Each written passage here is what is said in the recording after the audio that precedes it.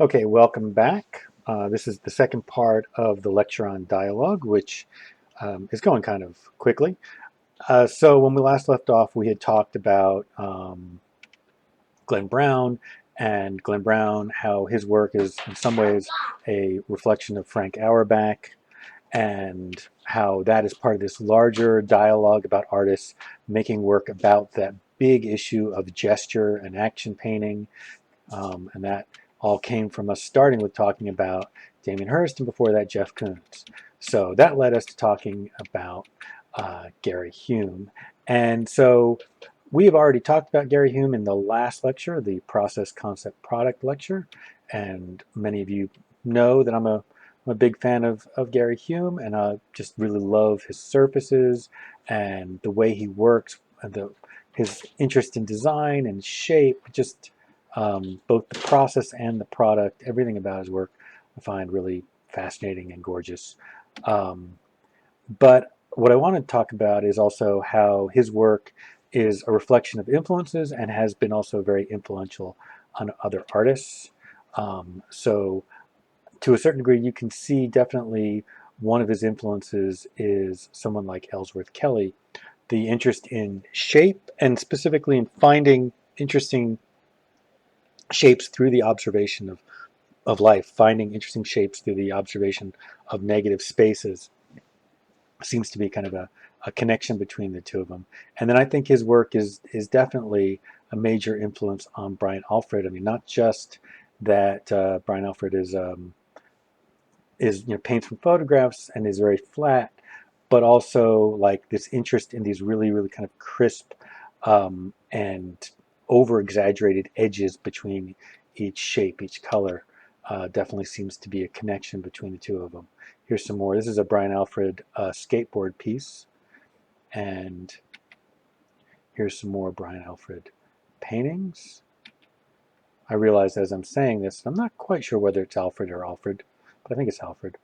I think it's probably most famous for these kind of plain, aerial aerial point of views of farmland.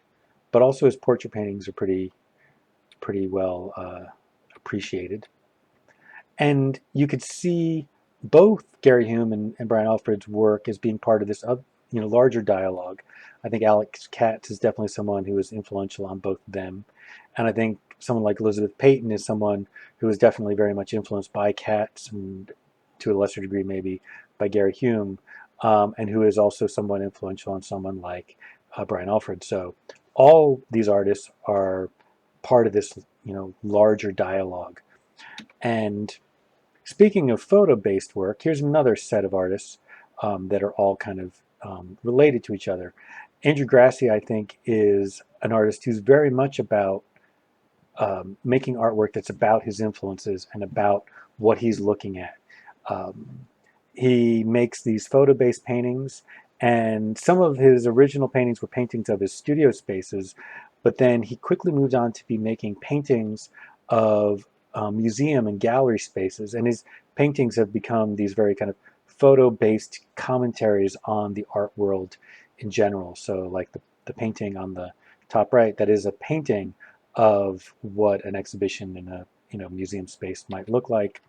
And then he's also started to explore kind of the behind the scenes. So like the development of an exhibition, what the in process looks like. Um, and these are mostly quite small paintings. And so paintings that are about the art world and about installation and presentation in the art world.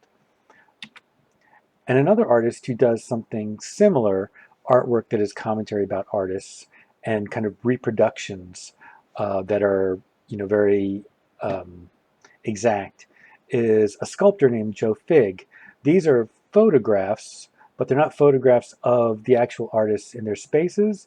They're photographs of miniatures where he will go and visit artists that he admires, most especially painters, and then he will take tons of photographs and then recreate their studio spaces and the artists themselves in miniature and then photograph them. So there's Chuck Close. And then that made me think about this artist who makes toys based on contemporary artist Mike Levitt, um, or Levitt probably, um, makes these pieces. And you see we've got a Damien Hirst, we've got a Takashi Murakami, we've got a Jeff Koons. On the far right, you might not recognize him. That's Julian Schnabel. And of course, next to Julian Schnabel is Matthew Barney.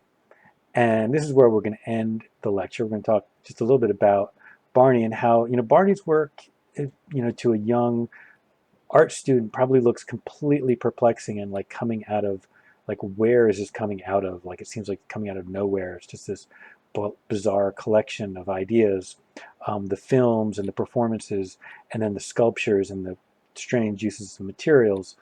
But I think all of it is very much shows influences and is part of this larger dialogue. If you look at his piece Drawing Restraints, which is one of the more recent films he's done, and how it's very much about like um, a piece where he's talking about describing body action. I think you can, and kind of like how certain restraints then restrain the body and then restrain the gesture that the body is going to make, which is a very fundamental idea, core to just drawing in general, right? That my drawing teacher in drawing one reminded us, every gesture, every mark you make is is a recording of the gesture that your body made. But that's also a reiteration of an idea that came out of Bruce Nauman, like his piece where he's kind of dancing a square. Um, and his interest in materials definitely shows influence from Eva Hess, as well as to a degree from someone like Joseph Beuys. So all of this stuff doesn't come out of nowhere. It comes out of a series of influences, and then there's an ongoing dialogue between each new generation of artists. I think that might be the last slide. All right, that's the end. I will speak to you later with the next lecture.